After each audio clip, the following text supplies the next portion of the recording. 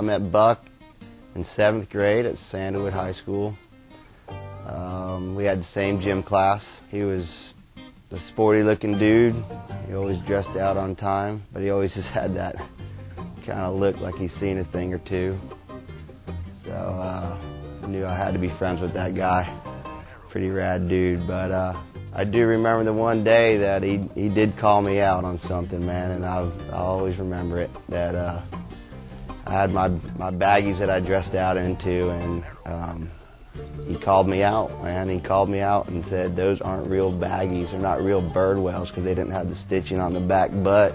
But anyway, he had the hole in his helmet and all, and he was skinny and freckle-faced, which is what I was, so I could understand that. But I couldn't understand how he just got on this board in like rock and roll position and just went in backwards, because I didn't go backwards, and to see that was just insane. And continually he got better and radder, and so I would see him every now and then in a contest here and there at Kona, at the Brandon, Florida Backyard Ramp Series contest. It was the first one. It was actually my first contest I ever entered, and I remember he got first place and sponsored. It was pretty good though, but me and him had a good time, some good laughs, and been friends ever since. I remember the first time coming across Buck was a bunch of us from Atlanta took a trip to Kona for the Veriflex Pro contest, and that was in, gosh, I don't know, it was early. It was either 79, 80 or somewhere around there.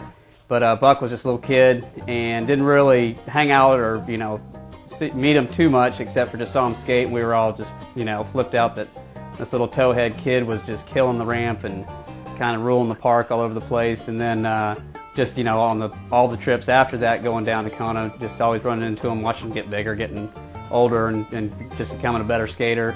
And then starting to compete with them in backyard ramp contests all around Florida and the Southeast and stuff. I just remember like seeing him at Kona and just ripping all the time. Like every time I went there, I mean, I was just a little kid, so I was super shy, and I didn't want to like go up and like talk to him. I guess I was scared, whatever. But I just remember just watching him just rule that place. And what's so funny is you're 40 years old and you're still ruling that place, man. What's going on? Probably in 1979. Can't really remember the exact moment, but I remember going to Kona, and there would be this small, young, blonde-haired kid that was ripping on the vert ramp.